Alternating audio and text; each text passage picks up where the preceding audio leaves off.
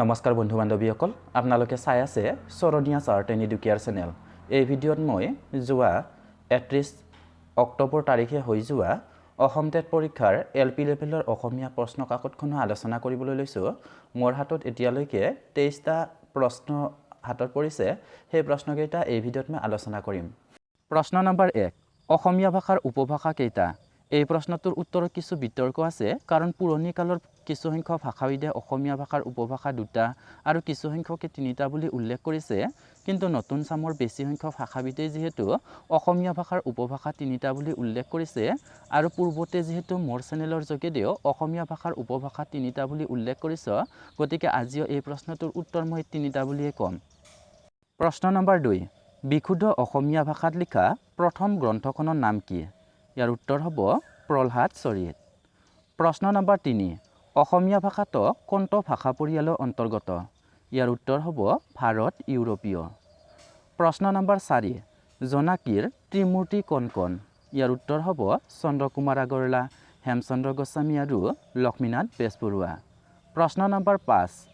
হেমকক প্ৰথমে কিমান চনত প্ৰকাশ পাইছিল ইয়াৰ উত্তৰ হ'ব 1900 চনত প্ৰশ্ন নম্বৰ 6 শংকৰদেৱে ৰচনা কৰা নাটৰ সংখ্যা কিমান উত্তৰ 6খন প্ৰশ্ন নম্বৰ 7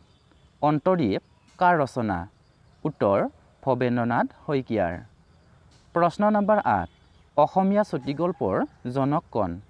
উত্তৰ ৰসৰাজ লক্ষ্মীনাথ বেজবৰুৱা প্ৰশ্ন নম্বৰ 9 ভানুমতীখন কাৰ ৰচনা উত্তৰ পদ্মনাথ গোহাঞিবৰুৱাৰ প্ৰশ্ন নম্বৰ 10 ৰঙা কৰবীৰ ফুল কাৰ ৰচনা উত্তৰ হেম বৰুৱাৰ প্ৰশ্ন নম্বৰ 11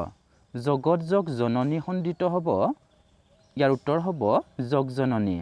কাৰণ বুৰ্গাজ বা স্বৰ পিছত থাকিলে আগৰ দন্তত্ব আৰু দন্তদ্বৰ ঠাইত বুৰ্গাজ হয় যেনে উজ্জক জল সমান উজ্জ্বল প্ৰশ্ন নম্বৰ 12 তলৰ কোনটো সম্বন্ধবাচক পুৰুষ বিভক্তি ইয়াৰ উত্তৰ হ'ব 1 প্ৰশ্ন নম্বৰ 13 বিশিষ্ট স্বৰধ্বনি আৰু বিশিষ্ট ব্যঞ্জনধ্বনিৰ সংখ্যা কিমান ইয়াৰ উত্তৰ হ'ব 8টা আৰু 21টা প্ৰশ্ন নম্বৰ 14 তলৰ কোনটো নিৰ্দিষ্টতাবাচক প্ৰত্যয় ইয়াৰ উত্তৰ হ'ব মানুহগৰাকী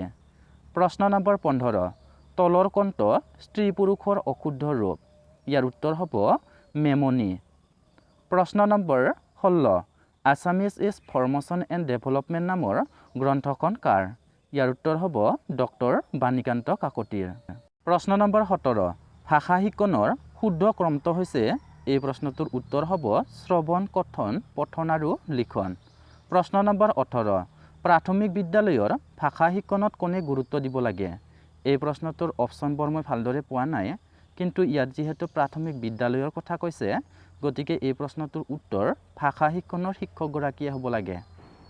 প্ৰশ্ন নম্বৰ 19 দেৱী গ্ৰন্থখনৰ স্ৰষ্টা কোন ইয়াৰ উত্তৰ হ'ব নিৰ্মল প্ৰভা বৰদলৈ প্ৰশ্ন নম্বৰ 20 শুদ্ধ বাক্যটো নিৰ্ণয় কৰা ইয়াৰ উত্তৰ হ'ব শ্ৰদ্ধেয় ৰাইজ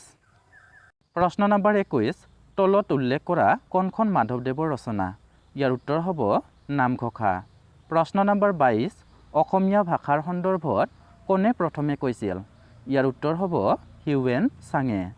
প্ৰশ্ন নম্বৰ 23 তথা অন্তিম প্ৰশ্ন অঘোষ মহাপ্ৰাণধ্বনি কেইটা বাছি উলিওৱা ইয়াৰ উত্তৰ হ'ব খ দন্তথ আৰু ফ ইয়াত উল্লেখ কৰা উত্তৰবোৰৰ মাজত যদি আপোনালোকৰ কিবা দ্বিমত আছে আপোনালোকে কমেণ্ট বক্সত জনাব পাৰে আৰু আপোনালোকৰ মনত থকা প্ৰশ্নবোৰ মোৰ হোৱাটছএপ নম্বৰ 8721854944লৈ প্ৰেৰণ কৰিব পাৰে